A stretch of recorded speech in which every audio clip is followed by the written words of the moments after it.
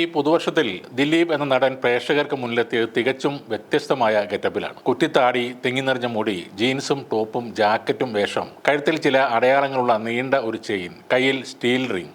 ഇരിക്കുന്നതാണെങ്കിൽ പുത്തൻ തലമുറയുടെ ചോരത്തിളപ്പിന്റെ കൂടപ്പിറപ്പായ 4 വീൽ വാഹനത്തിന്റെ ബോണറ്റിൽ. ദിലീപിൽ നിന്നും ഇങ്ങനെ ഒരു ഗെറ്റപ്പ് ഇതാദ്യമാണെന്നാണ് ആരാധകർ പറയുന്നത്. പലപ്പോഴും ലാളിത്യ സ്വഭാവമുള്ള കഥാപാത്രങ്ങളും ഫീൽ ഗുഡ് ചിത്രങ്ങളിലെ നായകനുമാണ് ദിലീപ്. അതിൽ നിന്നെല്ലാം മാറി മുൻവിധികളെ തകിടം മറിച്ചുകൊണ്ടാണ് ദിലീപ് ഇപ്പോൾ പുതിയ രൂപത്തിലും ഭാവത്തിലും എത്തുന്നത്. ഏറെ കൗതുകവും ഒപ്പം ഏറെ ദുരൂഹതകളുമായി എത്തുന്ന ഈ ഗെറ്റപ്പ് ചിത്രീകരണം നടന്നുവരുന്ന ബാ ബാ ബാ, അതായത് ഭയം, ഭക്തി, ബഹുമാനം എന്ന ചിത്രത്തിലെയാണ്. ഈ പോസ്റ്റർ നൽകുന്ന കൗതുകവും ആകാംക്ഷയും ഒക്കെ പ്രേക്ഷകർക്ക് വിട്ടുകൊടുക്കുകയാണ് ചിത്രത്തിന്റെ അണിയറ പ്രവർത്തകർ. ദിലീപിന്റെ കഥാപാത്രം എന്താണ്, പ്രേക്ഷകർക്ക് അവരുടെ ഭാവനക്കൊപ്പം ചിന്തിക്കാമെന്നാണ് അവർ പറയുന്നത്. മാസ് കോമഡി എന്റർടൈനർ എന്നാണ് ചിത്രത്തെക്കുറിച്ച് ഒറ്റ വാക്കിൽ പറയാവുന്നത്. ബാ ബാ ബാ ഒരു വമ്പൻ ഹിറ്റാവുമെന്ന് തന്നെയാണ് അണിയറ പ്രവർത്തകരും പ്രതീക്ഷിക്കുന്നത്. ദിലീപ് വിനീത് ശ്രീനിവാസൻ കോംബോ ആദ്യമായി എത്തുകയാണ് ഈ ചിത്രത്തിലൂടെ. ധ്യാൻ ശ്രീനിവാസും ഈ ചിത്രത്തിൽ ഒരു ശ്രദ്ധേയമായ കഥാപാത്രത്തെ അവതരിപ്പിക്കുന്നുണ്ട്. ദിലീപിന്റെ മുൻകാല ചിത്രങ്ങൾ എടുത്ത് നോക്കിയാൽ 2023 ദിലീപ് അധോലോക നായകനായി വന്ന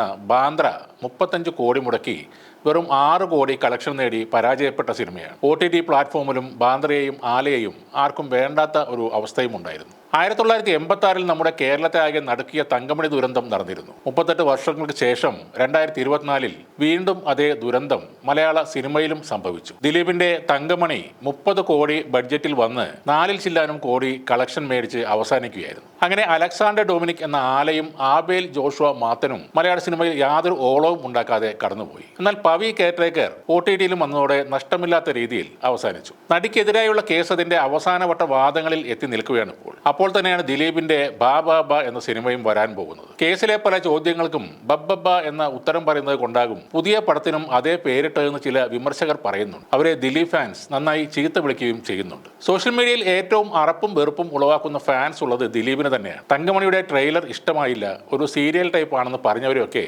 ഓടി നടന്ന് ചീത്ത വിളിച്ചവരാണ് ദിലീപ് ഫാൻസ്.